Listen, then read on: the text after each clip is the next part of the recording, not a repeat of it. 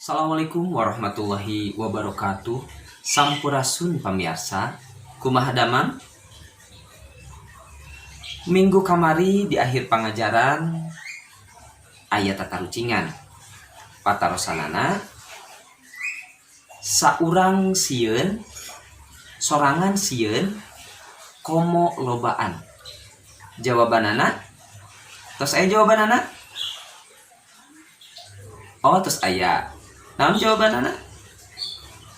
Jawabanana mentas atawa nyebrang jembatan anu ruksak. Terus jawabanana keprok heula atuh. Pamirsa, sangkan naon wae rupa hal anu dilakukeun ku urang, utamana dina waktu diajar aya dina ridho Allah Subhanahu wa taala sarta aya mangpaatna kanggo urang sadayana. Hayu urang ngadua heula. Ngadua di kawitan. Rengse. Luyu jeung kasapukan urang satu tasna ngadua, urang kudu ngawih KPD. Kawih pangjajab diajar.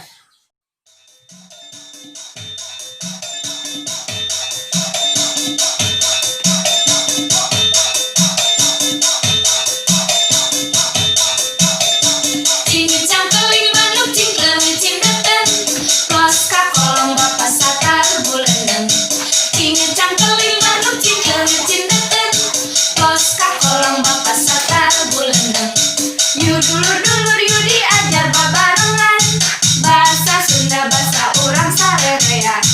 Rek iraha ilmu mulai jeung usaha nyaku urang boga rasa rumasa. Lawungan anu ayeuna urang masih medar ngeunaan biantara atawa pidato. Di lawungan saacana urang geus diajar ngeunaan naon ari biantara, metode-metode biantara, mamanis basa dina biantara, malah mah urang geus nyusun teks biantara anu acan ngaruntuy atawa masih acak-acakan ngawujud jadi hiji teks biantara anu bener tur mernah. Tah dina lawungan ayeuna hidup diperdih kudu nulis contoh teks biantara. Temana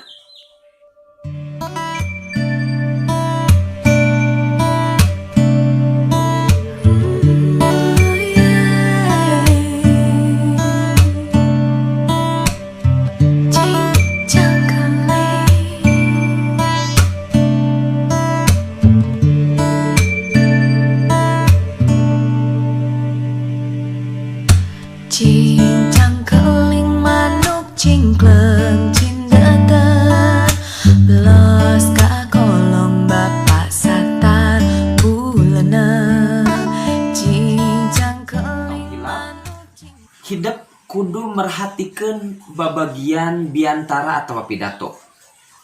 Jadi susunanana kudu mernah, kudu ngaguluyur. Ulah nepi ka panutup di luhur, bubuka di handap. Tapi kudu luyu jeung porsina, jeung posisina. Ngartos? Pancen atawa tugasna pek ku hidup tulis dina buku catatan. Tah ayeuna seperti kasapukan urang di akhir pangajaran urang tatarucingan.